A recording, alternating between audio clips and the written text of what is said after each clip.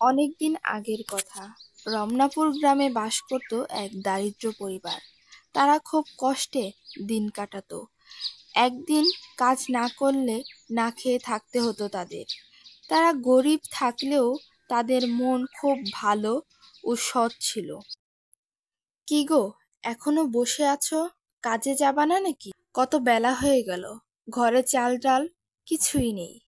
বাজারে যাও, দেখো কিছু কাজ পাওয়া যায় কিনা। কাজ করে কিছু বাজার করে নিয়ে আসো। কতদিন হলো ভালো মন্দ কিছুই খাই না। যাচ্ছি গো, যাচ্ছি। বাজারে গিয়ে দেখি কোথাও কোনো কাজ খুঁজে পাই নাকি। এই বলে সে রওনা দিল বাজারের দিকে। যাই, এইভাবে যে আর কতদিন চলতে হবে জানি না।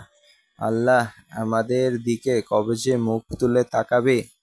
তবে আল্লাহ তাআলা আমাদের যেমনই রাখছে তার জন্য আলহামদুলিল্লাহ। এত চিন্তা করে লাভ নেই।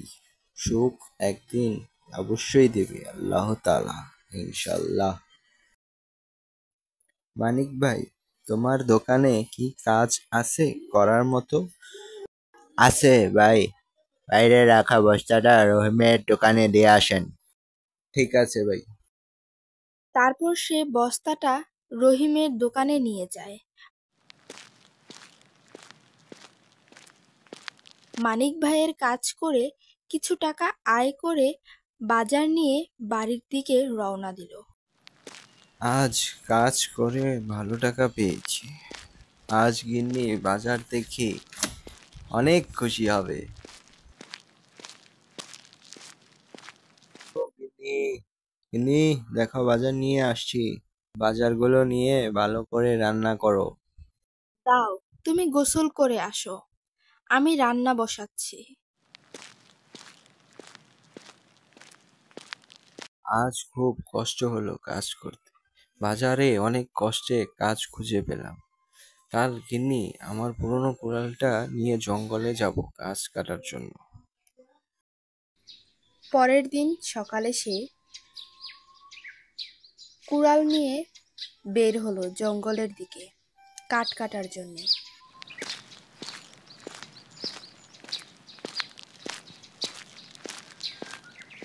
জঙ্গলের দিকে যাবার সময় রাস্তায় দেখা হলো একটি ক্ষুধার্ত বুড়ির সাথে।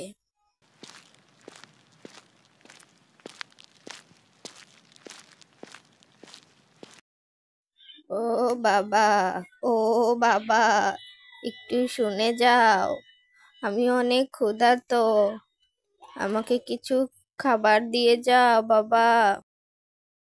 আমার কাছে আপনাকে দেওয়ার মতো কিছুই নাই। জঙ্গলে যাচ্ছি কাঠ কাটার জন্য। যদি ক্ষুধা লাগে তাই সাথে করে কিছু চিড়ামিচি, ওটা আপনি রেখে দিন। এই নিন। সে বুড়িকে চিরা গুড় দিয়ে আবার রওনা হলো জঙ্গলের দিকে। যেতে যেতে অনেকটা পথ চলে গেল সে।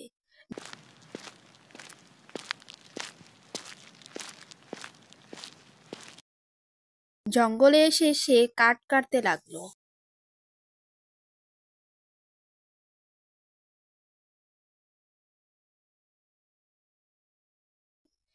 কাঠ কেটে নিয়ে সে বাজারে বিক্রি করে কিছু টাকা আয় করে বাজার করে বাড়ির দিকে রওনা হলো।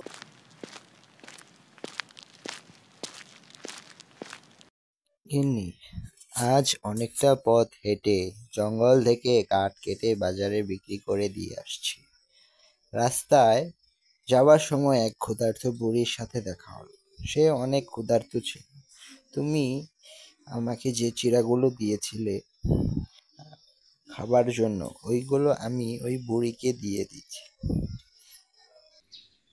পরের দিন আবার সে কাঠ কাটার জন্যে রওনা দেয় জঙ্গলের দিকে।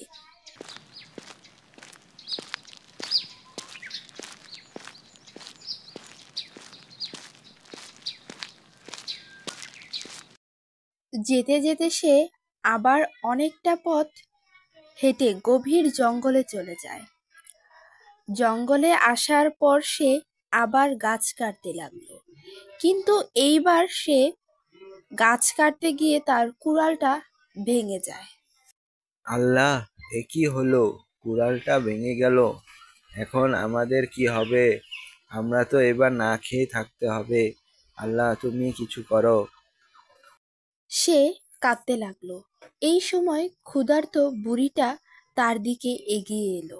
আরে, আপনি এই জঙ্গলে কি করছেন? বাছা, আমি তোমাকে এই কুড়ালের পরিবর্তে একটি উপহার দিতে চাই।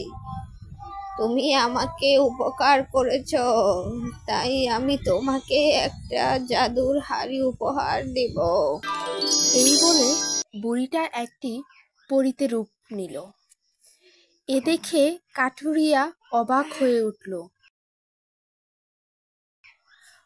পরীটা তাকে একটি জাদুর হাড়ি দিয়ে বলল, তুমি এই হাড়ি থেকে যা চাইবে তাই পাইবে, তবে মনে রেখো হাড়িটা খারাপ দিকে ব্যবহার করো না যেন। হাঁড়িটা হাতে নিয়ে 3 বার বলল, আমি মিষ্টি খাবো, আমি মিষ্টি খাবো, আমি মিষ্টি খাবো। বলার সাথে সাথে হাড়ি ভরে মিষ্টি এলো। এ দেখে সে অবাক হয়ে হাড়িটা নিয়ে রওনা দিল বাড়ির দিকে।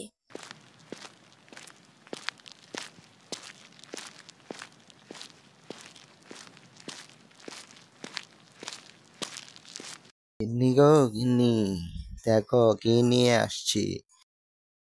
এটা হলো জাদুর হাড়ি। এই হাড়িতে তুমি যা চাইবে তাই দিবে। দেখো দেখো, আমি এখন জিলাপির কথা বলবো। এই হাড়ি, আমাকে জিলাপি দাও। অমনি হাড়ি ভর্তি জিলাপি চলে এলো। দেখো দেখো গিন্নি, কি কি অবাক কাণ্ড! দেখো দেখো। ও বাবা, এ কি অবাক কাণ্ড! তুমি এই হাড়ি কোথায় পেলে? যাই হোক, এই হাড়িতে স্বর্ণ চাও দেখি, দেয় কিনা। তোমার এত লোভ হলো কবে থেকে? যাচ্ছি যাচ্ছি, দাঁড়াও। হাড়ি, আমাকে স্বর্ণ দাও দেখি।